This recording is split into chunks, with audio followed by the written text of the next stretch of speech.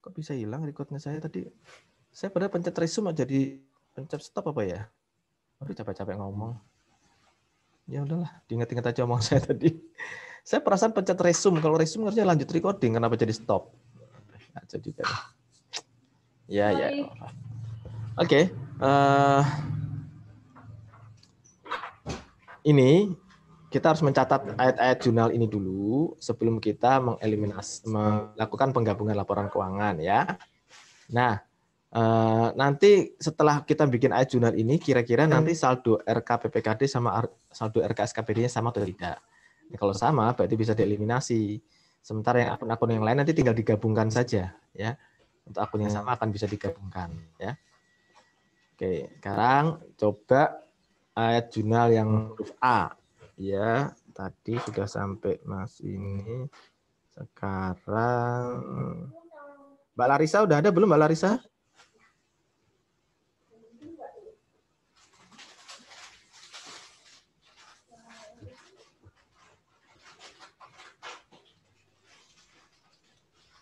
Belum, Mbak Larissa udah ada belum? Belum ada? Oke, ya, kasihan nih kalau nggak bisa masuk. Oh, audionya tadi bermasalah ya. Oke, tapi Mbak Larissa dengar saya nggak?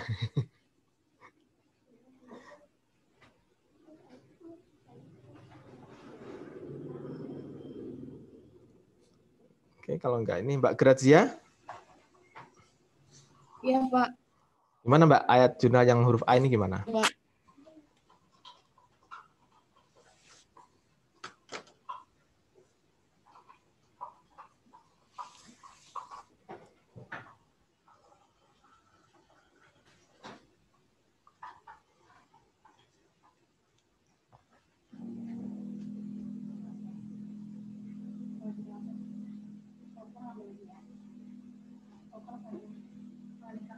Gimana Mbak? Bisa nggak nih huruf A nih? Ada penyetoran dan pengembalian kelebihan belanja dari sebelah SKPD. Ini ada pengembalian tahun berjalan, ada pengembalian tahun lalu. Gimana? Sama-sama di ini ya Pak, didebitkan ke SKPD. Maksudnya jurnalnya Kasdikasda pada RK Kasdikasda pada RK SKPD. SKPD. Oke, jumlahnya adalah ini ya, totalnya ini ya. Iya, Pak. 234 sama 152 ya. Jadi kalau bagi PPKD sih jumlahnya sama saja ya. Tapi kalau bagi SKPD kan beda ya Mbak, Mas. Kalau bagi SKPD yang tahun berjalan dia akan nyatetnya RKPPKD pada beban gitu ya di jurnal akrual atau jurnal finansial dan EPSAL pada belanja kan gitu kalau di SKPD ya. Kemudian yang kedua ini tahun lalu RKPPKD pada pendapatan lain-lain dan EPSAL pada pendapatan lain-lain. Itu kalau di SKPD ya. Karena ini PPKD, kita hanya concern transaksi transitorisnya saja. Berarti semua RKPPKD tadi ada di semua RKSKPD ada di kredit, debitnya adalah kas di kasda sebesar penjumlahan ini, gitu ya. Oke. Makasih Mbak Grazia ya. Kemudian yang huruf B, Mas Khaisa. Iya Pak. Silakan Mas. Yang huruf B atau yang A bagian 2 Pak? Yang bagian 2 tadi udah saya jawab sekalian. Oh ya, yang huruf B ya Pak. PMK kurang piutang transfer terhadap pendapatan DBHLO. Oke, ini ya. Piutang pada ini. Oke, bagus. Makasih Mas Khaisa. Kemudian Ya, Pak. Sekarang udah semua ya. Ada yang belum saya panggil nggak? Yang belum saya panggil dan belum menjawab apapun hari ini? Ada. Ya? Saya belum Pak. Siapa nih?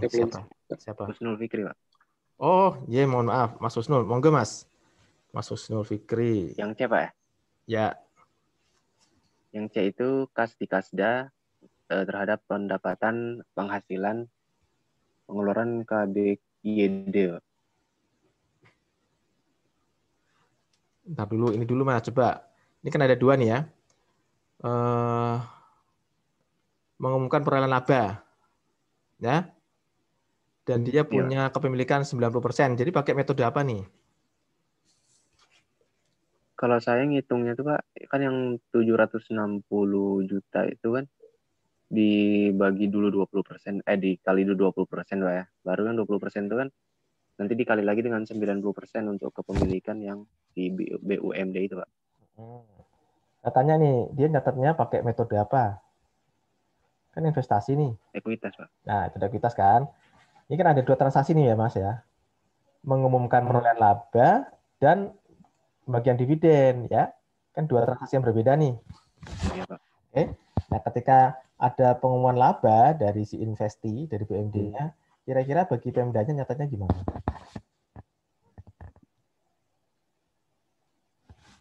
Kas terhadap pendapatan penghasilan Pak. Enggak dong. Masuk pengumuman laba kok kasih pengumuman laba kan kita nggak dapat uang. Dapat uangnya nanti setelah dividen. Waktu pengumuman laba itu yang bertambah apanya? Ayo. Metode ekuitas ini kan debitnya apa debitnya? Agak lupa Pak. Ingat pelajaran pengantar akuntansi 2? Investasi Pak. Investasi ya. Investasi atau investasi permanen ya. Biasa investasi permanen atau investasi jangka panjang ya Mas ya. Iya Pak. Debit. Kemudian kreditnya apa Mas? Iya Pak. Terus kreditnya apa? Kreditnya itu dia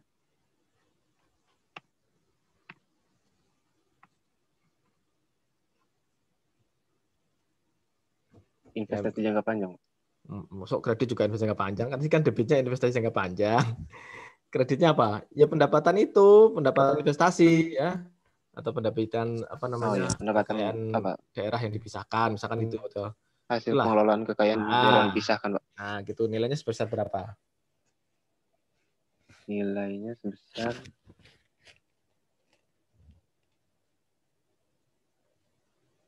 760 ini, Pak. Enggak dong. Dia kan jatahnya cuma 90%. Oh ya. Berarti yang 760 juta itu dikali 20% dulu kan, Pak? Kali 90% yang buat laba, Mas. Ini kan buat laba dulu, jangan dividen dulu. Saya belum nanya dividen ini masih laba nih. Ini pelajaran pengetahuan. Berarti 684, Pak. Nah, itu dulu ya, kita mengakui penambahan nilai investasi sebesar 684 juta. Ya, dan mengkredit tadi misalkan pendapatan bagian laba atau pendapatan kekayaan daerah dipisahkan gitu itu ya. Itu ya. Ya, itu dulu ya, Mas. Ya, Pak. Mas Husun Fikri ya. Itu mengenai laba, pengakuannya begitu. Ya, Pak. Terima kasih, Pak. Sekarang yang dividen, ada lagi yang belum saya panggil dan belum ngomong sama sekali? Mbak Larissa sebenarnya ya. Siapa nih? Sardimas.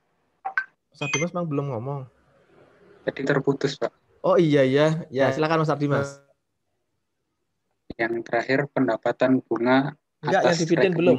Mohon maaf, yang dividen belum. Yang dividen itu kas di kasda pada investasi jangka panjang. Kas di kasda pada investasi jangka panjang, betul ya. Nilainya sebesar berapa? 20% kalikan 760. Nah. 20% kali 760 juta. Yang benar, 20% 760. Kan dia cuma 90%. Oh, berarti dikalikan 90 juga, Pak. Ya, no, coba.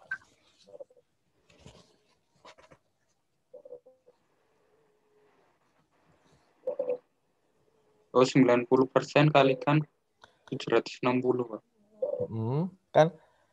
Kan 20% dari laba diberikan sebagai dividen tunai. Oke, berarti kan 20% kali 760 ya.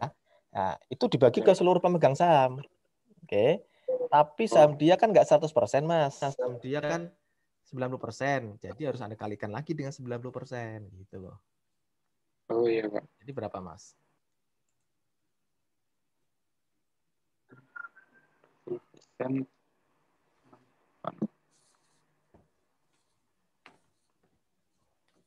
136.800. Nah, itu ya. Jadi kas di kasda pada investasi permanen atau investasi jangka panjang sebesar tadi ya 20% kali 760 juta dikalikan sahamnya dia 90%. Jangan lupa ya. Kalau Anda nggak ngalihkan itu berarti Anda overstated gitu loh ya. Karena kan saham kita nggak 100%. Oke ya. Oke, ini tolong dilihat lagi di pelajaran pengantar akuntansi 2 ya. Jangan sampai salah ya teman-teman ya. Prinsipnya kita sama kok, masih sama dengan akuntansi yang komersil ya. Gitu ya Mas Ardimas ya. Kemudian yang terakhir Mbak Kaisa, bisa lihat audio atau mau tulisan?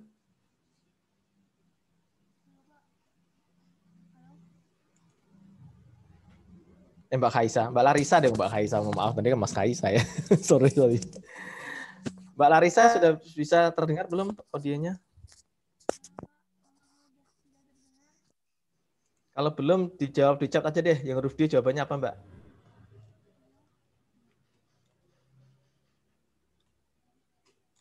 Jawaban yang huruf D gimana Mbak?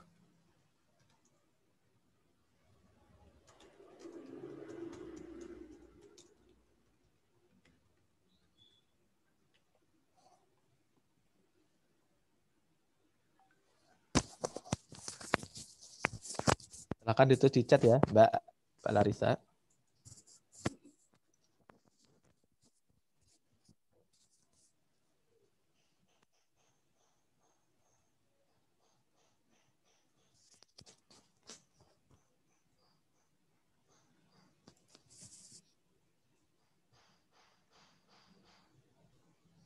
Udah belum Mbak Larisa? Nah, ini. Kas di kasda pada pendapatan bunga. Oke, ini pendapatan bunga.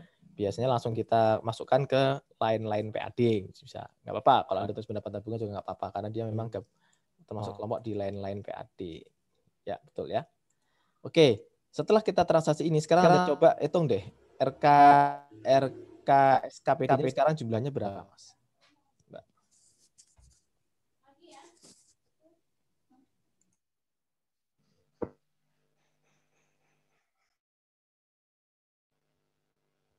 Jumlah RK SKB ini sudah sama Pak seperti RK PPKD-nya. Nah, betul. Ini dengan siapa tadi ini? Koko Pak. Koko ya. Sekarang udah sama ya Mas ya. Nah, kalau udah sama, enak kita nanti melakukan konsolidasian. Jadi angka-angka ini nanti tinggal digabung seperti ini ya. Teman-teman kan belum buat, ini langsung saya buatkan, saya tunjukkan di sini deh. Bentar. Kalau ini kelihatan nggak?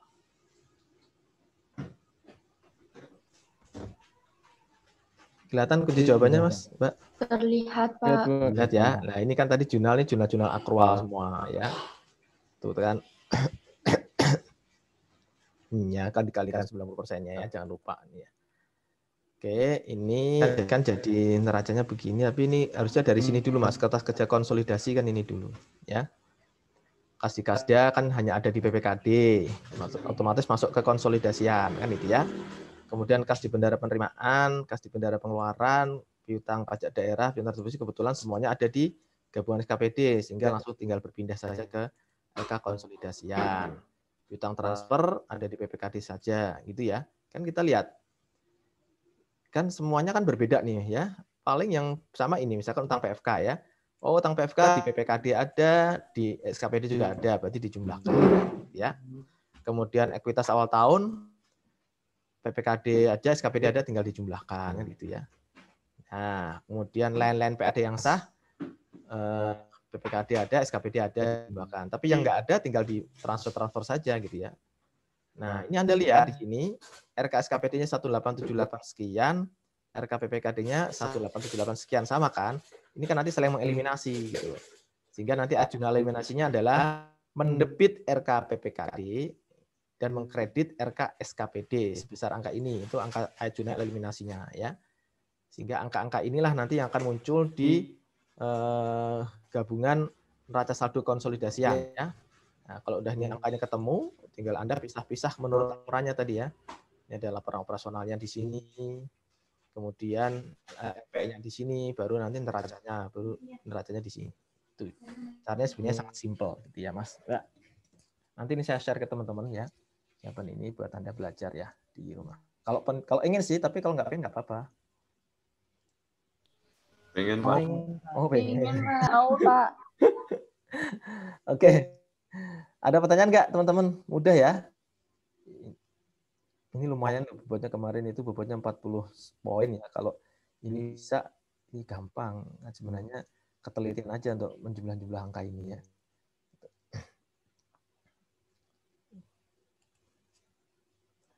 Baik, silakan kalau ada pertanyaan.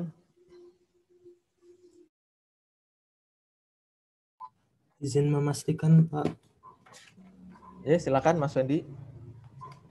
terkait investasi jangka panjang, saya lihat di buku itu kalau pakai cost method itu nanti kan Pemda tidak mencatat laba rugi yang diumumkan, tetapi hanya mencatat pada saat penerimaan dividen. Itu maksudnya kita cuma mencatat penerimaannya aja apa sama pengumuman dividennya juga, Pak? Oh, kalau pengumuman dividen kita nyatat kan kita baru ngakui piutangnya saja, Mas. Ya, piutang dividen misalkan pada pendapatan kekayaan daerah yang dipisahkan ya. Kemudian ketika dapat dividen tungainya berarti tinggal kas di kasda pada piutang dividen. Itu Mas Wendy. Baik, Pak. Terima kasih. Iya, Mas Wendy. Bagus ya pertanyaannya ya. Memang kalau cost method itu Pemda hanya mencatat ketika dapat dividen. Baik ketika diumumkan kita bisa ngakui piutangnya, atau ketika dividen tunainya sudah dibayarkan. Tapi ketika ada pengumuman laba kita tidak perlu melakukan pengakuan sebagaimana metode ekuitas. Ya. Oke. Saya tidak memberikan PR buat teman-teman untuk pertemuan terakhir. Minggu depan pertemuan terakhir nggak sih? Saya lupa deh. Iya nggak sih? Iya, Pak. Iya, Pak. Iya, Pak. Iya, Pak. Anda sedih, senang, gembira, cemas, galau, yang mana nih? Semuanya, Pak. Oh, semuanya jadi nano-nano dong ya. Oke, pertemuan terakhir nanti kita review materi SKPD dan PPKD, kemudian akan saya kasih kuis ya Mas Mbak ya. Kuis, tapi kuisnya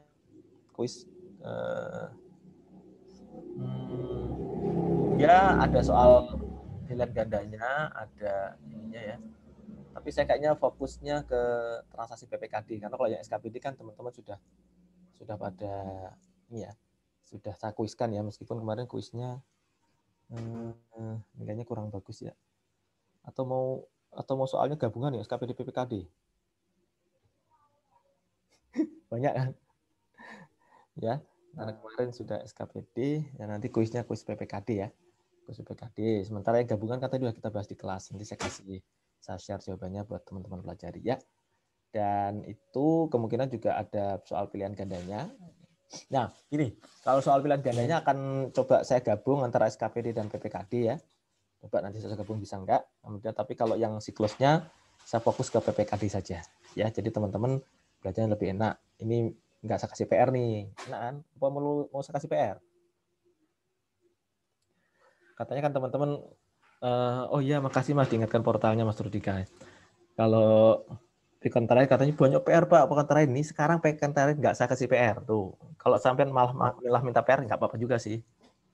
Mau PR nggak? Oh, senyum-senyum Mbak Made, Mas Koko. PR nggak? Kalau PR saya kasih PR. Tidak ya, biar Anda fokus belajar untuk persiapan UAS. Jadi pokoknya minggu depan Anda review materi dan siap kuis ya, kuis terakhir sebelum UAS. Oke, ntar saya lihat ke portal bentar ya Mas Mbak.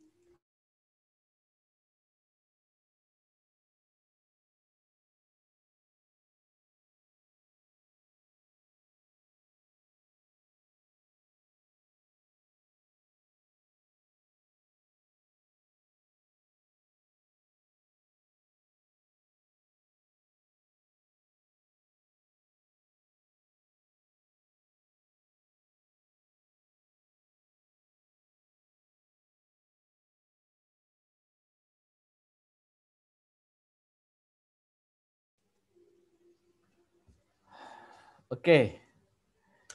Any questions Mas Mbak? Masih ada sekitar 4 menit sebelum jam 10. Kalau masih ada yang mengganjal, silakan. Atau mau bahas soal? Bahas soal lagi, tinggal sekian menit ya. Jadi ingat ya, minggu depan review materi, kemudian kita kuis yang pilihan gandanya ada SKPD PPKD insya Allah ya. Kemudian siklusnya yang PPKD saja ya. Tapi tolong teman-teman pelajari juga kalau dia ada penggabungan laporan keuangan seperti apa ya. Nanti saya share yang pembahasannya tadi ya.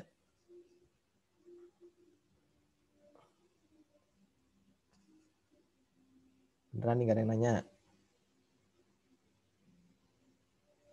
Kalau nggak ada yang nanya. Pak, izin Pak. Ya, Mbak Mandi. Memastikan saja Pak. Yang untuk penjurnalan yang B tadi Pak, yang terbit PMK kurang bayar dana bagi hasil DBH sebesar 874 juta. Yaitu 800.000. Itu kenapa dia dapat menyatakan piutang pada pendapatan? Kenapa dia bukan beban pada utang Pak? Karena tadi saya sempat berpikir Pak, kalau terbit PMK itu berarti kita memperoleh PMK tersebut karena kita tuh kurang bayar. Tapi saya tadi sebenarnya bingung Pak antara kita yang memperoleh PMK itu atau kita yang bukan kita yang menerbitkan ya. PMK yang menerbitkan siapa Mbak? Saya bingung tadi Pak. Ini kan PMK yang menerbitkan siapa? Pusat Pak. Kementerian Keuangan pusat, kan? Pak. Iya, Kementerian Keuangan Pak. Keuangan kan? Jadi yang mengaku hutang siapa? Iya Pak. Yang mengaku hutang, yang mengaku kurang bayar siapa? Pemerintah pusat kan? Pusat, iya Pak. Ya, makanya pemerintah pusat mendeklar nih, wih saya kurang bayar nih sama kalian-kalian gitu ya. Saya kurang bayar sama Pemda-Pemda nih. Ya. Dan di PMK-nya ada lampirannya Mbak, daerah ini kurang bayar berapa atau lebih bayar berapa ada di situ. Nah, dia kebetulan di daerahnya dia ini dia kurang bayar. Jadi berhak dong mengklaim itu sebagai utang gitu Mbak. Iya, Pak. Oh iya Pak. Iya Pak, sudah jelas Pak. Terima kasih Pak. Ini kalau nggak ngerti ini juga bingung ya, kok kurang bayar kok malah piutang gitu ya. Padahal yang kurang bayar kan si ini kan, pemerintah pusat kan di JPK, ya Pemda ya berhak mengklaim itu sebagai piutang. Ya. Nah sebenarnya pengakuan piutang DBH atau dana transfer yang lain itu nggak hanya cuma PMK kurang bayar, bisa jadi juga dokumennya itu bisa berupa berita acara rekonsiliasi, ya perhitungan antara Pemda dan DJPK. Itu bisa dijadikan dasar juga bagi Pemda untuk mengakui piutang dana transfer atau dana perimbangan, gitu ya teman-teman semua ya. Ini materi yang kayak gitu tuh dulu ada di Akpom 3 ya, tapi sekarang kita sudah nggak ada Akpom 3. Itu ada khusus tuh BA Bun 9905 untuk transfer ya, transfer ke daerah dan dana desa. Kita bahas khusus tuh ya. Oke, sekarang nggak ragu-ragu ya Mbak ya, Mas. Antara kurang bayar sama. Nanti kebalikannya kalau dia lebih bayar kita malah ngaku utang. Ya, karena kita harus kembaliin. Ya. Oke. Jika nggak ada pertanyaan bisa kita akhiri Mbak, Mas ya. Salam sehat ya teman-teman ya. Jaga kesehatan benar-benar, ini udah mau ujian ya. Ya mudah-mudahan saya dengar kabar ada beberapa rekan Anda yang kena COVID segala macam, saya juga turut prihatin ya. Sebenarnya kalau kita nggak berharap ya kalau ada yang kena COVID itu mending ya udah istirahat total dulu deh, nggak usah mikirin pelajaran, kok bisa ikut ujian susulan gitu ya. Isolasi mandiri dulu segala macam ya. Kalau masih lebih lagi ya udah. Memang kalau terpaksa cuti ya. Memang kerugiannya kalau cuti kan Anda harus nunggu tahun depan nggak ada temennya kalau cuti ya. Kalau cuti ada tahun depan nggak ada temennya kan, jadi kuliah sendiri. Yang sekarang kan ya tingkat 1 cuti kan kelasnya sendiri-sendiri gitu Mas Mbak. Kalau mata kuliahnya ada di prodi lain ya kita gabungkan. Tapi kalau nggak ada ya dia satu kelas sendiri. Jadi kayak les privat aja sama dosen gitu sendiri. Les to face gitu. Jadi seru banget gitu kan ya. Ada yang kemarin yang semester ini belajar pengantar akuntansi yang di alih program itu 1 orang sendiri. Dia belajar hukum perdata sendiri ya dosennya ada, mahasiswa 1 gitu ya. Seru itu. Oke. Demikian ya teman-teman semua ya. Sampai jumpa pekan depan. Mudah-mudahan teman-teman fresh ya mempersiapkan UAS dan Anda mendapatkan hasil terbaik dalam UAS nanti untuk seluruh mata kuliah gitu ya. Oke. Demikian. Salam sehat selalu. Semangat pagi teman-teman semua. Assalamualaikum warahmatullahi wabarakatuh. Waalaikumsalam warahmatullahi wabarakatuh. Terima kasih Pak.